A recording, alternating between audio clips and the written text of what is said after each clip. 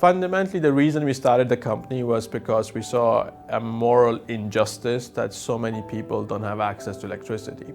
And I wondered if this problem was an economic problem, a policy problem, what was it? And that intrigue kind of led me to try to come up with a solution to solve this, what I regarded as a fundamental human need, electricity. Today, my main excitement is that we have found a solution that's really scalable. The cost of solar panels and batteries started dropping rapidly.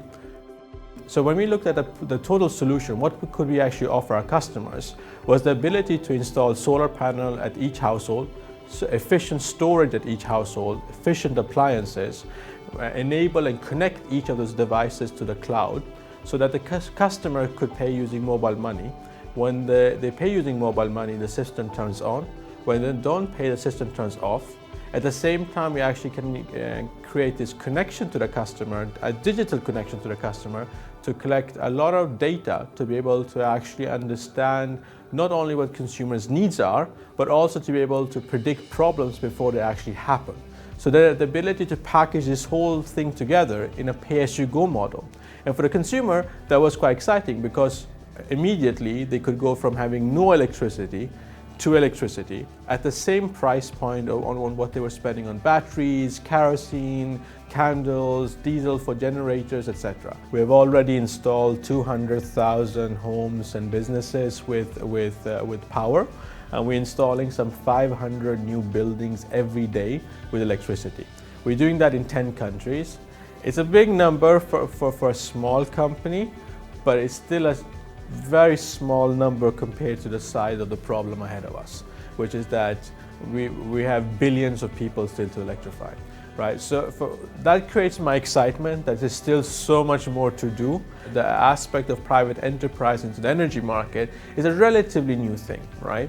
So, but the technologies have leapfrogged current policies.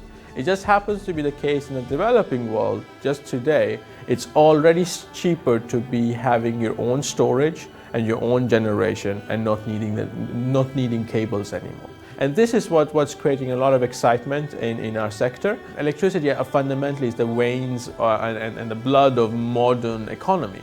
Energy access is actually the starting point to be able to solve energy poverty, of course. But solving energy poverty is the starting point to solve poverty as a whole.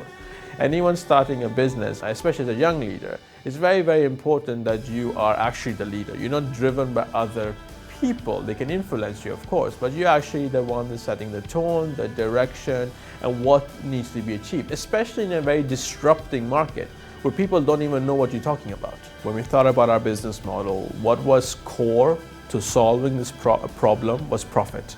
If it's not profitable, it's not scalable. And if it's not scalable, we will never solve the problem. And trying to actually make sure at the same time that our solution is affordable and value additive to customers.